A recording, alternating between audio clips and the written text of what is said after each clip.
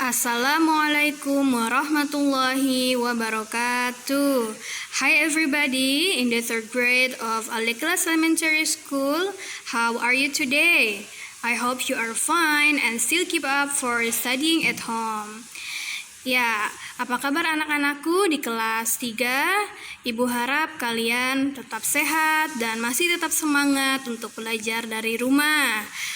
So now we are going to study or learn about present continuous, but it will be negative and interrogative sentence. Ya, hari ini kita akan belajar ya tentang present continuous, tetapi kalimatnya dalam bentuk negatif dan kalimat pertanyaan ya.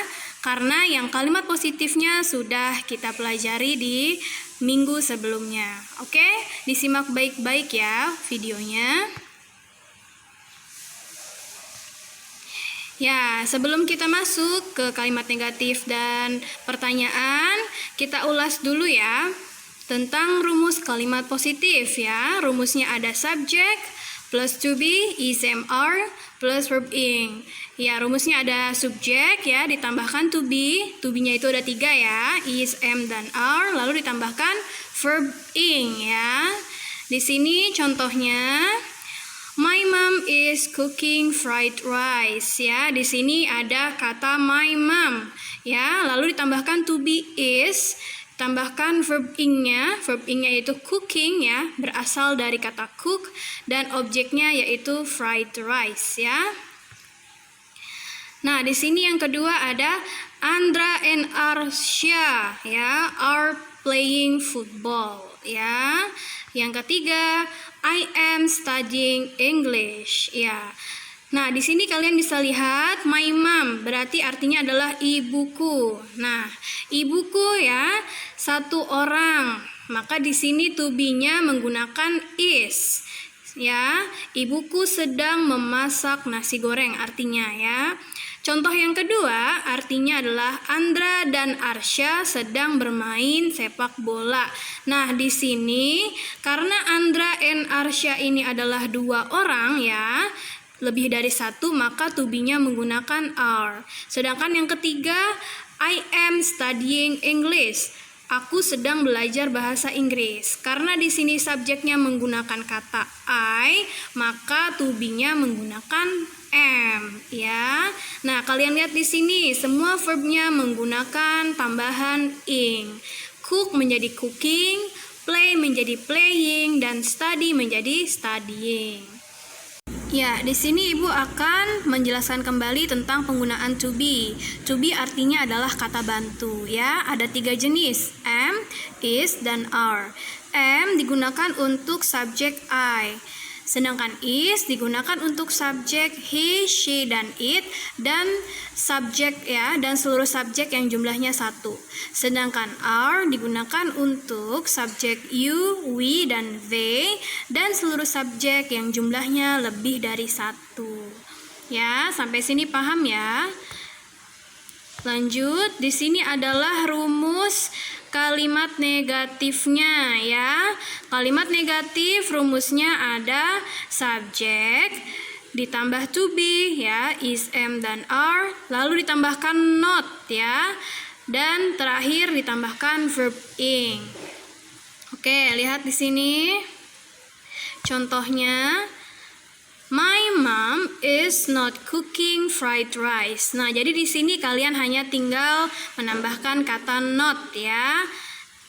Oke, artinya adalah ibuku tidak sedang memasak nasi goreng. Oke, sedangkan yang kedua kalimatnya Andra and Arsya are not playing football. Nah, di sini ada penambahan kata not setelah to be-nya. Kalian lihat di sini ya, tulisannya Ibu beri warna biru dan merah ya. Artinya, Andra dan Arsya tidak sedang bermain sepak bola.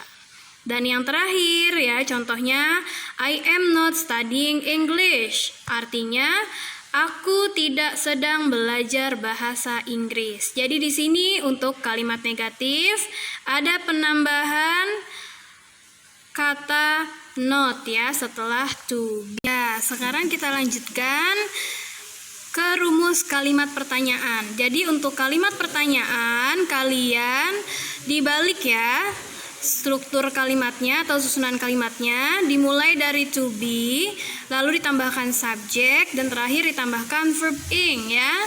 Oke, Ibu beri contoh di sini. Yang pertama, is my mom cooking fried rice? Jadi to be-nya di depan ya. Setelah itu baru subjek dan ditambahkan verb ing. Artinya, apakah ibuku sedang memasak nasi goreng?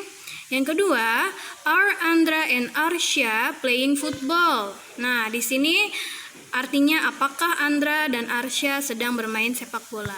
Dan yang terakhir, are you studying English? Artinya, apakah kamu sedang belajar bahasa Inggris? Nah, di sini kalian lihat, jadi letak to be-nya di depan untuk yang bentuk kalimat pertanyaan.